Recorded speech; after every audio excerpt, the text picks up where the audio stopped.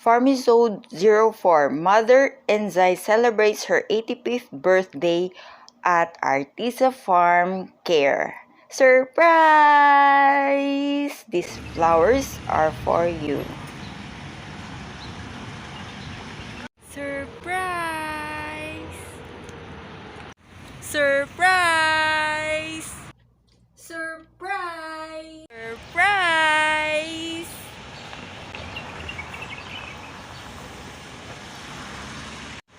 Surprise!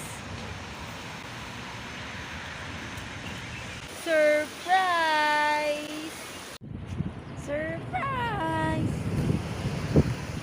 Surprise! Surprise! Surprise! Surprise! Nanay ko, gagawan ko ng video. Surprise! Wow, Surprise! Surprise! Surprise! Surprise! Surprise!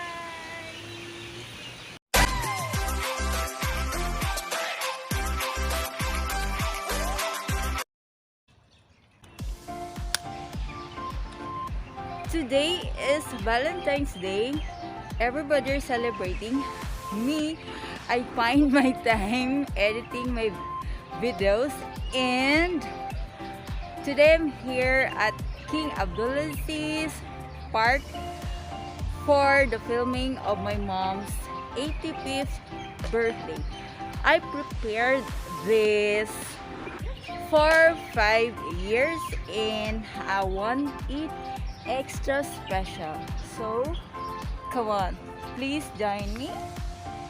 You see, this is very nice. Wow, really, it's amazing. This story is my version to how I know my mom. She is Mrs. Lorenza Makayan Artisa, of course 85 years old today. She was named by her family as Enzai, Enza, or Lagang, and other people follows. She was born on 18 February 1936, the second child of her parents, my beloved Lolo Bado Amador Sarmiento Makayan and Lola Mauricia Moring Kabangbang Marapaw of Bohol. My grandfather is a native of Malandog, Hamtik, Antique. Both parents are uneducated and poor, but they strive to make life's difference into rice and nipa farming with fish pan. Life wasn't easy, that they even witnessed the World War. I forgot the number. They hide in the mountains of Animii, Antique. That life is hard, right? But they survive. Growing, she went to Manila to help the family on her second year high school and work. Stayed with her uncle Eleuterio Makayan, my grandpa's brother, who is an American veteran, and sometimes with her aunt Lola Iting and Lolo Alejandro. She was sent to dressmaking school with her sister to Deluxe Fashion School. Yes, she is a dressmaker. That I don't have that kind of talent, but I'm blessed to know that she is skillful on that. Life goes on. It was not easy, but she made it. Grandpa wants them home after 7 years, but she just agreed to go home if he will send her school. My mom is clever, right? Yeah, because that is for the good future. So my grandpa agreed, but my mom helped in nipa weaving and sacrificed to just be in school. Good decision. She went to Antique National School, where I have my school too. And she got 5th honorable mention during her days. No wonder that her next generations were clever too. College time, an elementary education course was taken at St. Anthony's College. If I am not mistaken, they are the first graduates. She made it and passed the board exam. Take one, just like her daughter, yours truly, and her grandson. First employment, they went to Manila again with her cousin Mrs. Lilia Makayan de la Serna, my tita Ninang Inday. While still not employed, they sold vegetables in the market until they are able to have and their suki or valued customers wonder and amaze upon knowing their teachers. She first teach in Rosario Elementary School in Rosario, Cavite, and so on and so forth, until she came to Antique. As I remember, she went to Lanag Elementary School, Calakha, Caridad, Iraya Hamtik, until she came to our place, Malandog. But it was not easy because she passed through a lot of challenges. She was a very industrious, hardworking, family-oriented, loving, sacrificing mom or person. She helped her family for 10 years before she realized she needs a family too. Her family wasn't ready to see her with a new life even on her 40 years old. Ha ha ha, after she was not serious with her puppy love, Charlie Uy, and others lipat ko. And she fell in love with my father Alejandro Artiza at 23-year-old, then their farmer. With a 17 years gap, her family were not so favorable of her love story, so they struggled into acceptance. As all love story goes, it will be all against odds. But life goes on until they're blessed with 2 children. I came after a year when she is 41 years old and my sister on her 43rd year. Life still goes on, many trials, struggles, happiness, life, be it simple and challenging, happens. To cut the story short, the life they built in Lanag Antique was the most challenging. Thank God we overcame.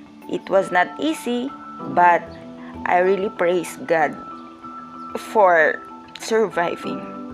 I was just 8 years old then. My sister was 6.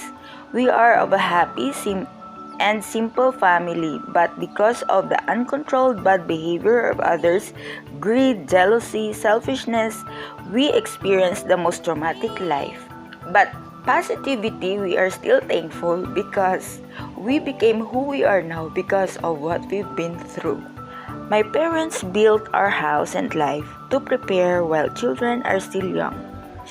They provided tricycle too for the transportation.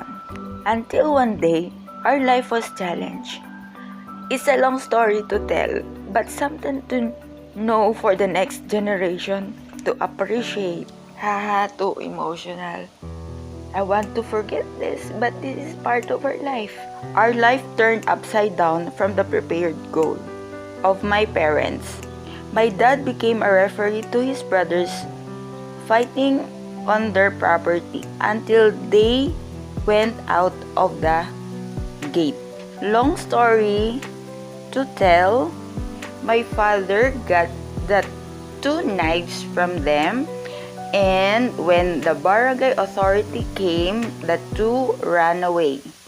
My dad was shot soon. He was then lost his consciousness. He walked, he doesn't know where to go, and when he got his consciousness, he knew he was shot. Along while walking, he saw someone he doesn't know already, and with the knife he has, he stabbed the person. Sadly, he died. The traumatic life story started. My father was hospitalized for a long time, drained down our finances, lost my mom's job, our house was burnt, our tricycle was carnapped and hung to bamboo trees. We are kept in a safe place or they will kill us all back. My father was imprisoned for 6 years. My mother attended and handled different cases: arson, carnapping, murder. O diba? Ma-action. But this kind of life was so tough for all of us. We've been into a lot of roller coaster life ride, to rejection, judgment, to all the bad things, the words, self-demeaning life that leads us to have post-traumatic syndrome and inferiority complex. Even my mom's co-teachers were afraid to get involved, so every school they rejected her, no help to get. So sad, till one day, she wrote a letter to President Cory Aquino and get a big relief and chance. She was given a school just in front of her home. Thanking God for the new opportunity. That is why I really dream of a simple yet good life. 6 years after my dad was with us, I was 15 years old then. We live in our Nipa land, and as a farmer, they are unable to acquire more lands to 7 hectares Nipa land. We live a good life, but another challenge happened. Life was a bit cruel, but it did not stop us. Thankfully, to my mom who is strong. Living a simple life, my father was into alcohol. To forget all the pains and the bad treatments he has been. But at work, I know just like me, I witnessed how our Nipa land was well taken care of, as well as the rice land. Sadly, the greediness and jealousy of others to the success he had, he was stabbed when he was with people who he spent with liquor drinking and so-called friends. Life goes on. He was hospitalized. Thank you to Nong Laguerre, Barcelona, who sent him to hospital that time. I was 17 years old then. On my first year, second sem nursing, just learning on the basics of life, oxygen. I was about to go back to Iloilo where I study at 2 hours travel from my place, but no bus is available and we end up in the hospital. After knowing what happened, I was so nervous and in disbelief, but when I saw my dad, he was still in his farming suit and his long beard. Struggled for his life with O2 and bleeding, I became so irritated on how we see our hospital treat poor people, so they were all in a hurry to fix it all. Struggled for his life with oxygen and bleeding, I became so irritated on how we see our hospital treat poor people, so they were all in a hurry to fix it all.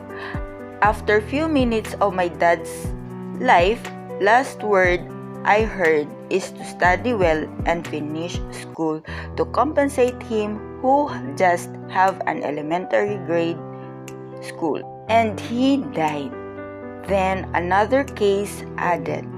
My mom just left all the cases failed or lose to prioritize our school. A good decision, Mom, as she made for a U-turn. I just remembered my grade 1 days.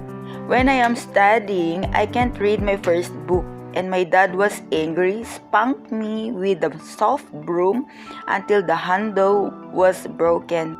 And my mom was my referee as she gave me comfort as she fight for me. But anyway, my reading skills started from there.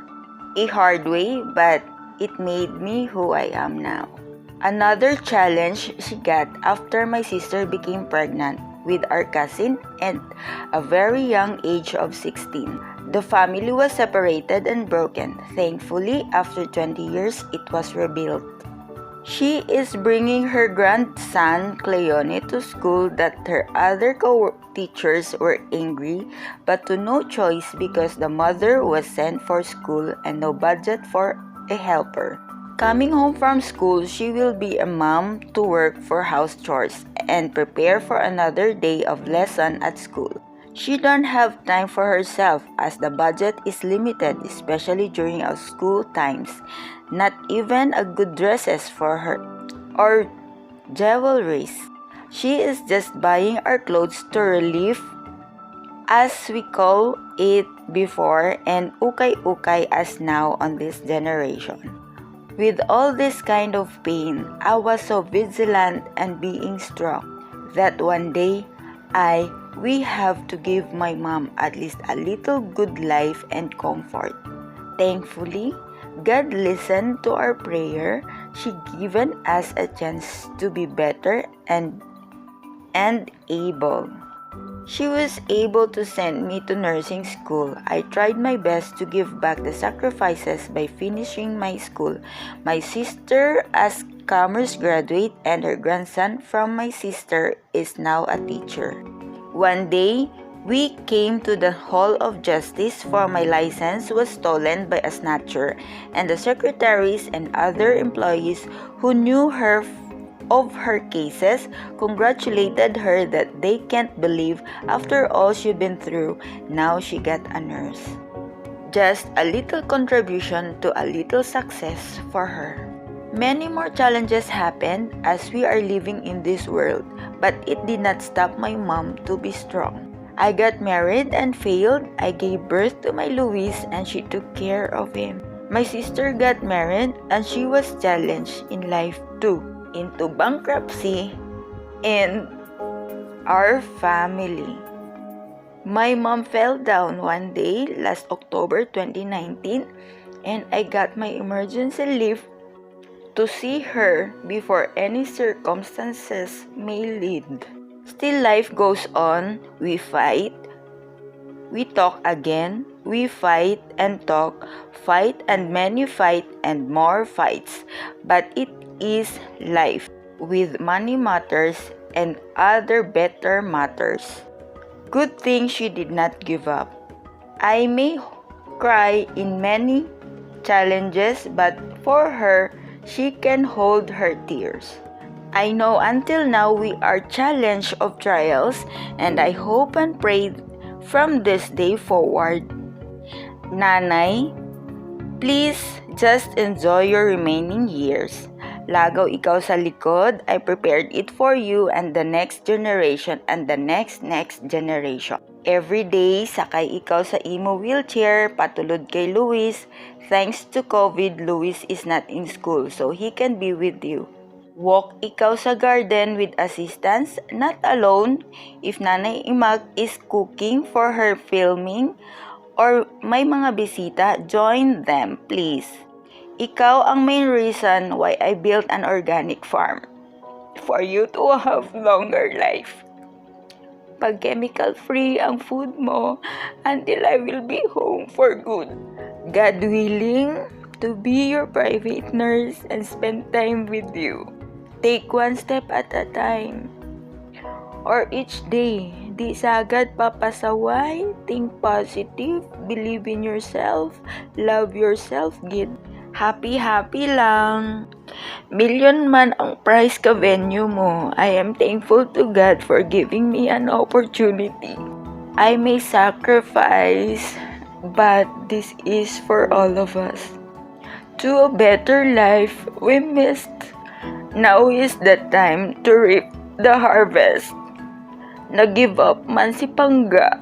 Thankful to Naimag nga wala man kamaan, she made a commitment to help me in maintaining and taking care of Artisa Farm Care. May challenge man gihapon kita sa kabuhi, kabay nga mapatawhay lang timo, sagad ka problema ka iba, kay ka problema man ako ridya. Si mapictorial ikaw, first time ma-allergy. Last 3 days, ang pasyente ko napatay. Si Tayjo napatay man, nanay ni Yeye napatay man, and a day before napatay liwat pasyente. Anyway, tanan man kita, inevitably mapatay, but if pwede palang mahalong kita kag alagaan ang self mo, no one can take care of us but our own selves. Enjoy life at Artisa Farm Care kay happy kag inspire ako. Bisan magsakripisyo sa maraya. Remember, sa ICU ako nag-aobra, highest and hardest field of nursing care. I don't want to practice it with you kay ang prayer ko is to go home one day and still spend memories that I long missed for working away with all these trials, struggles, and challenges, I wanted to give you a good life. I miss you and love you always. God bless you more and happy birthday. Happy birthday, Nanay Insay! Happy birthday, Nanay Insay! Happy birthday, Nanay Insay! Happy birthday, Nanay Insay, sa iyong kaarawan. Happy birthday, Nanay Insay! Insay, happy birthday. Sabay nga tuguan ka ng Ginoo sa malawig na kabuhi. At ayan nga lawas sa bugos mga kabuhi.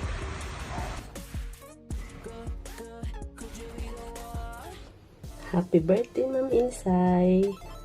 Sa takaw sa pinaka-strong nga bahay nga nakilala ko. Despite sa mga inagyan nyo sa kabuhi, kinaya mo tanan-tanan kag nalagpasan mo. Saludo gid ako kanimo. Kabay pa nga, duro pa nga birthday ang imo nga pagkaagyan kag mayad ayad gid nga lawas. Enjoy your day. Happy birthday, Sister Insay. Kabay gid nga tawaan pa kita kang mahal nga Dios nga duro pa nga birthday natin ma-celebrate tungod nga kita may mga edad na. Nahibulahan kita tungod ang Dios amo ang nagtao ka natin kang birthday nga amo rin diya nga edad natin. Kag kinahanglan nga magpasalamat kita sa Ginoo adlaw-adlaw nga tanan kay amo lamang inaang dalangpan naton nga mga malam na tayo kita. Gani pag uli ko magakitay kita liwan sa church, magasimba kita kag magadayaw kita sa Ginoo. Gani sa liwan, happy birthday. Thank you.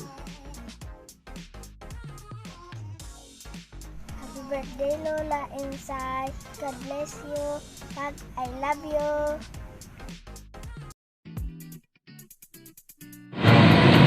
Hi ma'am, happy 85th birthday. God bless you and good health and more birthday to celebrate. God bless you ma'am. Hello Nanay Insay, bisan wara ta ikaw naging teacher, nagapasalamat ako kanimo kay isa ra ikaw nga nanay ko rugya sa Malandog. Kay nang nining halin sawa ninong Richard Maza. Happy birthday to my one and only Ninang Insay. Tanag gid nagapangaran sa name ko kuno. Syempre one of the best teacher in elementary. To you Ninang, may more birthdays to celebrate and good health. Stay happy and enjoy your day. God bless. So unti Sitra. Kay Ma'am Midel, happy birthday ng Insay. God bless you always. Kay nang Zenny, happy birthday. Anini de la Cruz, happy birthday Ma'am Insay. Ni Shalmoy, happy birthday. Enjoy your day. Baltasar Martinez, happy birthday Lola Lorenza. Linen Onggang, happy birthday Ma'am Enzay. Si Ma'am Nitz, happy amazing birthday Miga Enza. Sinang Elving Ontaran, bali Javier. Sinang Nenen Onggan ka sinang Eden Onggan. Kagduro pa na nag-greet kanimo, ibutang ko lang sa sunod nga video ko after kang imo nga celebration. Kabay nga, today God will bless the day na maging matawhay, hindi mag-uran para ma-celebrate natin kamay ng mga birthday. Iba nga nag-greet, salamat gid nga duro kaninyo sa inyo nga pag-spend time at I will mention your greetings on the next vlog. Our raffle draw. As always, we are giving gifts. 2 electric kettles, 1 blender, 1 stainless 15 sets cookware, 2 sets of colored cookware, 1 original sketcher. But the kettle is already given to the Sister Nonisa from Christy. God bless Christy. Now, yung napanalunan mo, ibibigay ko. My beloved orange will be yours and the black one. Then, this stainless set, the blender, then the sketcher shoe, and the kettle. Nanay, na-surprise ikaw. Kabay nga, kadya nga adlaw, ikaw maging malipayan pinakamalipayon to the surprise that I prepared for you. This was prepared 5 years ago when I came back, because I want to give the best birthday gift on to celebrate it with how God's goodness in your life for giving you that long life. I've been praying a lot for this day because I know I have no more time with you. Many trials happen, be it the pandemic, the day you become sick, I came for emergency leave. I cannot bear the pain because I'm far. And hopefully, after this 85th, God will still listen for your 90, 95, 100 life to be with me. And hopefully, God will listen that one day I'm gonna be with you, I'm gonna take care of you, I'm gonna spend time with you. Happy, happy, happy birthday to you. Congratulations for having these long years of life. Enjoy your day. God bless you more and more and more.